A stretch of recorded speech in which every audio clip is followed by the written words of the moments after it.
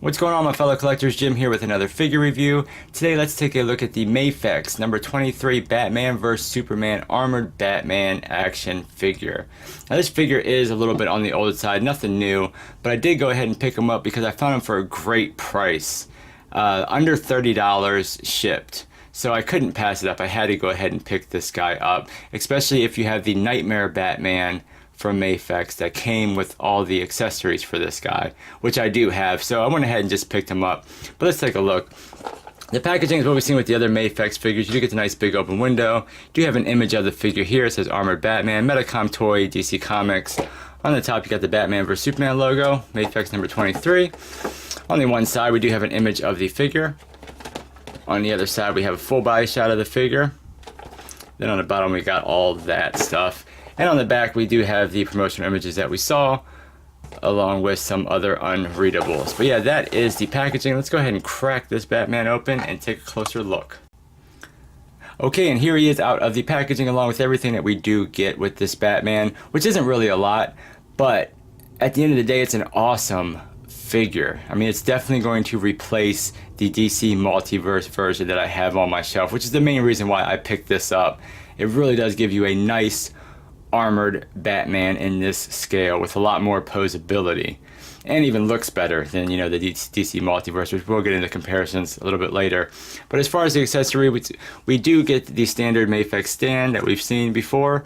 You get a really nice clear base. You do have 3 different ports you can port the arm into, and that does swivel at the bottom, hinges at the bottom, hinges in the middle, hinges at the top, rotates at the top. And then of course you have the clamp, and you can tighten these screws up, which I normally have to do, it seems like, nowadays. As far as other accessories, Batman is included with this grapple hook or gun, I believe it was, yeah, or the zip line. But this looks really cool. We get some nice sculpted detail, really nice kind of like gunmetal gray all throughout it. Especially on this side, we get some really intricate little details going all throughout that. So that does look really cool. I think it turned out really nice. And then we do have 3 pairs of hands. We have the 2 fists that come on him in the packaging, and then we have these kind of more open hands or relaxed hands, and the hands are done really nice. I really like the sculpt, and I like the gray with the kind of wash all throughout it. I think they turned out really good. And then we have 2 more kind of like open gripped hands, and these again have some really nice detail on it. And if you did pick up the Mafex Nightmare Batman figure, that figure is included with the 2 gripping hands for the Kryptonite Spear. But, you know, these kind of look almost the same as these. There's really not a lot of difference between these gripping hands and these gripping hands. Looks like this side is a little bit more closed, but... And of course we do have the 2 fists that come on him. But let's take a closer look at this Batman, because I think it really, really looks good. I love the gray silver all throughout this figure. I think it just really pops and looks good. Taking a look at the head sculpt. Oh, if I can get it in focus here. I really like the sculpt of the cowl. I think it turned out really good. I mean, the sculpt of all the armor pieces I think turned out really good. The face sculpt adds a little bit on the orange side, and it does have some, you know, kind of, I guess they attempted to do a 5 o'clock shadow around there. But for what it is, it looks good. You know, I mean, looking at this suit, you're going to immediately think Ben Affleck anyway, so more or less you're going to know that's who is under the cowl. But taking a look at the rest of the suit, I think it turned out really, really nice. I love all the little sculpted scratches that we get all throughout the suit, even up on the cowl, and we get a nice dark wash through every bit of it. So that is really, really nice. I'm digging that. Really nice job on the cowl. We do kind of have this like floating, you know, strap piece, which is a little bit plain. But we do get a little bit of paint here on like the, you know, rivets and then the little buckle right there.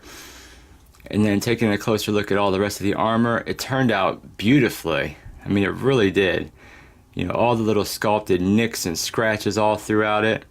And then of course that wash just really brings it out. And then you can even see the undersuit of the actual Batman suit, and they use that same kind of texture that we got on the original figure.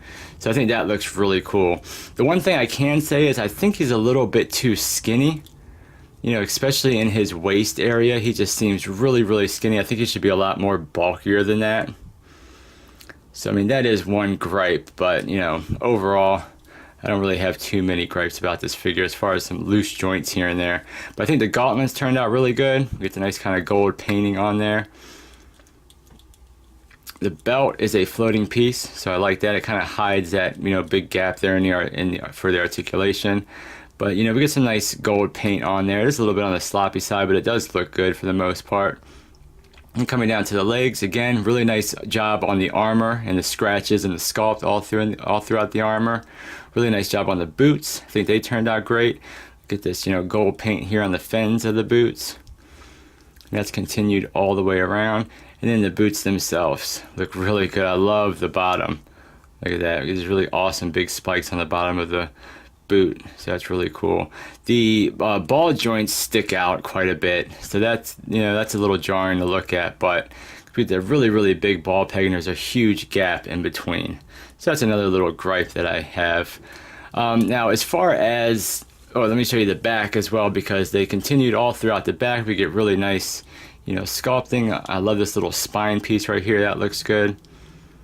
So that looks awesome. And they continued with, you know, the rest of the sculpting all the way through the back of the figure. This gives you a better look at the actual Batman suit underneath. And, you know, it's basically probably more or less the same body they used for the original Batman. And they just glued all these, you know, armor parts on. Probably made new forearms and, you know, the bottom parts of the legs and everything. But now, taking a look at the cape, I don't really know how I feel about the cape. I don't like... It kind of looks like denim jeans, you know? So, I mean, it works. I mean, I can't say I don't like the color, because I like the color of the back, because that kind of matches how it looked in the movie. It was really, you know, dark black, but it definitely didn't look like a pair of, you know, stonewashed jeans or anything, especially on the inside. It's a much lighter, you know, gray on the inside. And then, of course, we kind of have all this visible stitching all the way throughout it. And then the bottom, they kind of tethered it up, but I feel like they could have done a little bit better job. But it does have a wire running through it, and we get really nice, you know, really nice width this way with the cape. So I do like that. That's really cool. And of course the wire allows, you know, nice posability, so you can bend that around and that it will hold no matter what you're trying to do. So I do like that, and I like how they, you know, started it up here and ran it all the way down, so it's not really floppy right here, even though a lot of it's tucked up underneath these armor pieces here at the neck, you know. So I don't know. I mean, the cape, for what it is, I personally don't mind it. I don't like the inside color, and I guess I can live with the outside color, but I like the fact that they did add the wires, so that does, you know, give you posability with the cape. And for the most part, it hangs okay on the figure. It's not really poofy, it's not sticking out at weird angles, so, you know, I can live with it. As far as articulation, that's where I think this one does, you know, excel over the DC Multiverse one, of course, by a lot. But as far as articulation, we get nice movement with the head. So you get, you know, rotation, full rotation all the way around. Of course, it is going to bump into some of these armor pieces here. But it is basically just a double ball peg there, you know, underneath the mask. And then, of course, the neck should be on a double ball peg, even though mine seems to be really, really stuck. I can use the... Oh, there it is. Okay, so yeah, you have another double ball peg down there at the neck piece. So let's get this lined up again. Pop that in there if I can. And then pop the head into that. So, I mean, with both, you get really nice down. Not so much up, and I guess it's more or less just because it's going to run into this back piece. So you're not going to get him looking any more up than pretty much straight ahead. But we do get nice down. We do get nice tilt side to side. And of course the neck will swivel, but you'll have to pop the head off to swivel the neck. As far as the shoulders, again, we don't get a lot of out. Same thing with the Batman figure. The hinge going out doesn't really give you a lot, but the shoulder pad is connected to the top of the shoulder, so it will get up out of the way for the most part. Of course, you do have a little bit of shift up and down in that, so you can shift down. Doesn't give you a lot more, but nice movement in that shoulder joint. You do have a bicep swivel, and the shoulder itself will rotate on that ball, so that's cool. You do have double jointed elbows, which only give you about 90 degrees. So that's not too bad. Then of course with the wrist you do have your swivel and hinge, and you can set that to go up and down or left and right.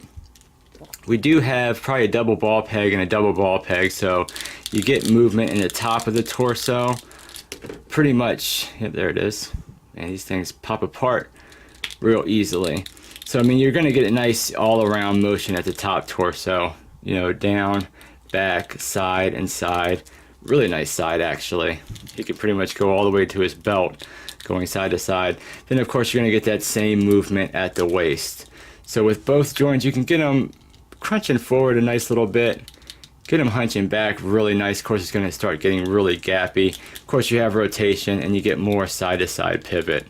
So really nice movement. But of course, with these older Mafex and the QC issues, they do seem like they're getting loose already as I've been messing around with him. As far as the legs, we do have that drop down, so he'll kick forward really nice. Kick back, not so much. You do have rotation around that ball joint. And going out, not so much, only about 45 degrees. Of course, that will shift back up in there. And then for the knees, we do have double jointed knees, which look fairly decent. A little bit on the skinny side, but you get a little bit better than 90 degrees out of that. And then of course for the feet we do have the ball hinge as well, so that'll get nice movement going forward, nice movement going back. You do have full rotation. You do have a little bit of an ankle rock. You're going to have to mess with it and set it so you can get it at that angle. And then we do have a toe hinge that really doesn't do much, just a little tiny bit. So I mean, overall it's a great figure. You're going to get much better posability out of this than you will with the DC Multiverse one, that's for sure. It is a little bit fiddly here and there, and stuff starting to loosen up on me already, but it's going to make a much better looking figure than the DC Multiverse figure. Measuring him out, he looks like he's a little over 6.5 inches tall. And as far as some comparisons, here is the DC Multiverse figure, which I actually am using the spear that I got from, the Nightmare Batman figure, and I'm utilizing the damaged head sculpt that came with that. So you see, I had to like Dremel it all out, but this is the original DC Multiverse head sculpt, and you see night and day between these two figures.